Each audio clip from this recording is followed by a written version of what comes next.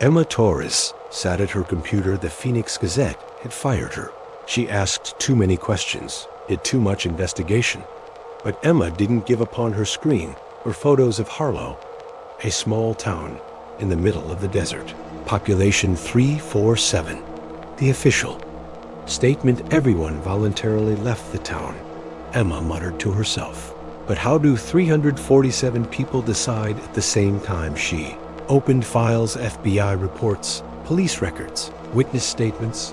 There was only one witness, Marcus Webb, a truck driver who delivered supplies to the town. Emma picked up her phone, called Marcus Webb. Mr. Webb, I'm Emma Torres from the Phoenix Gazette. Can I speak with you? Marcus hesitated. I'm not supposed to talk to reporters, FB. I said, please, said Emma. Just 5 minutes. Marcus took a deep breath. Next day, Emma met Marcus at a small cafe. Marcus was a man in his 50s, looked tired. His hands were shaking. Tell me, said Emma. What did you see that night? Marcus took a sip of his coffee. November 15th, 2019. Friday night, around 11 p.m., I was delivering supplies to Harlow. I go every week. Continue. As I approached the town, I noticed something, said Marcus. Lights were on, but no sound at all. Not even birds. Emma was taking notes. I entered the town, Marcus said. Cars were on the road, engines running, but nobody inside. House doors were open. Food on tables, but no people. All of them. Marcus nodded. All of them.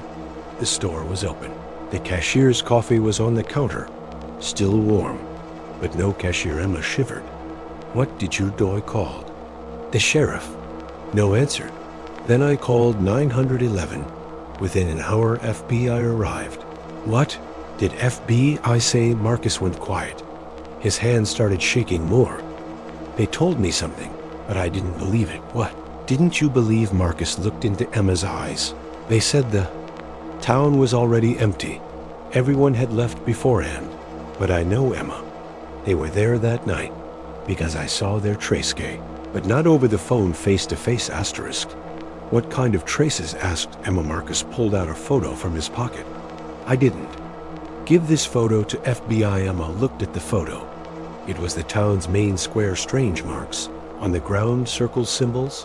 What is this? Marcus said. I don't know, but I know this. These marks aren't normal. And when FBI arrived, these marks were gone. Someone erased them. Emma examined the photo. The marks looked like an ancient language, maybe Latin, maybe old or anything else.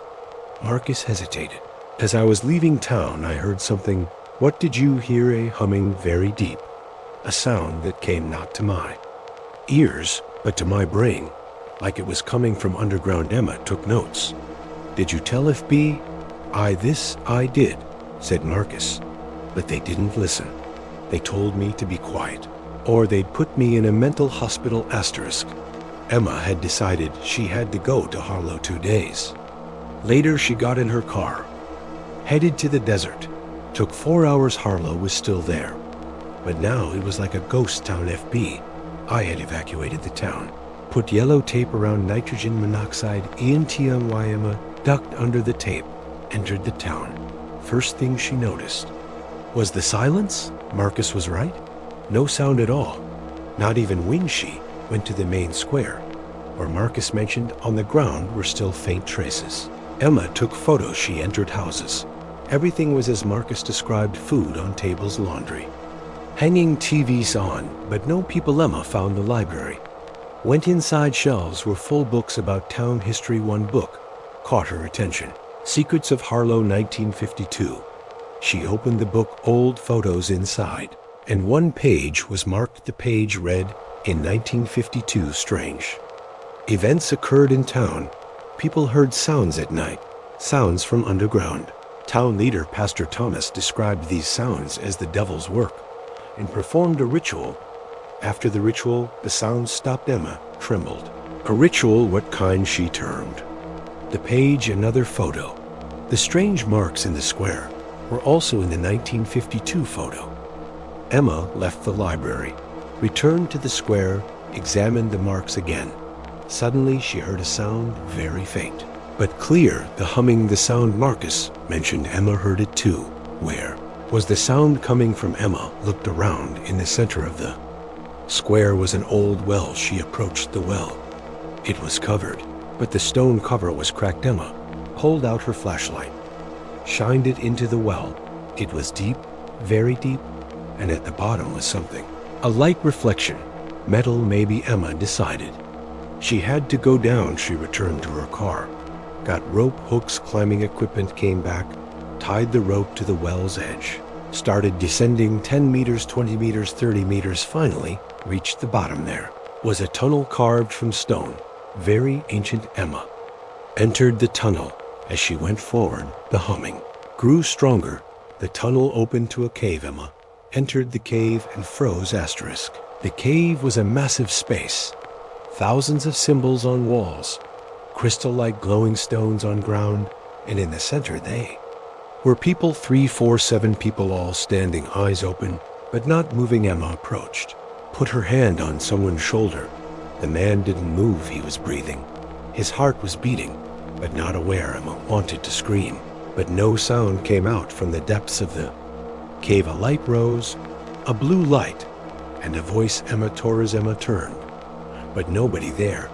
We've been waiting for you. Who are you? Asked Emma. The cave walls trembled, and the answer came. We are the owners of this place. We are this world's underground civilization.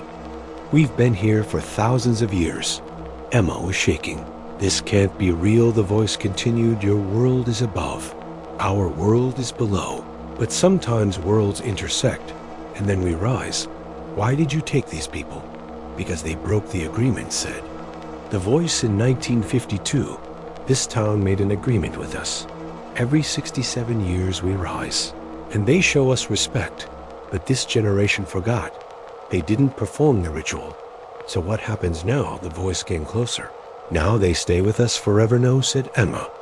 Let them go. The voice laughed. You're a human. You can't order us. Emma looked around.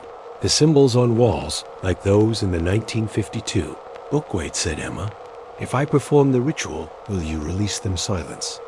Then the voice answered, too late to perform ritual. Time is up. Emma was determined. No.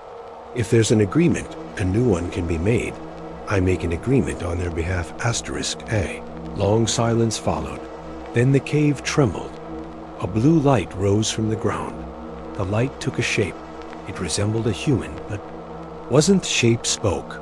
You're a brave human, Emma Torres. Emma didn't back down. What do you want? The shape approached. We only want respect. Surface dwellers forgot us, denied our world's existence. But we exist, and will continue to exist if you release them. I promise, said Emma. I'll tell their story. I'll make the world know. Shape thought, then answered. Agreement accepted, but with one condition. What is it? You will stay here. In their place. Emma froze. Mises. Someone must be sacrificed. You made your choice. Emma looked at the people. 347 innocent people. Families, children, elderly. Okay, said Emma. I accept. The light flashed, and suddenly everyone woke up. People looked around, confused. Where are we? What is this place? Go, said Emma to them. Go to the well. Get out. Leave here. People started running into the tunnel. With fear, Emma watched them. They were saved. The shape turned to Emma. You made your choice. No going back now. Emma smiled. I know. 3 days later, FBI came to Harlow. People were found in the desert, all alive, but remembered nothing. Where were you? Asked FBI. People didn't know, just remembered darkness. And a woman who saved them. Where is Emma Torres? They asked FBI. Nobody. KNEWFB.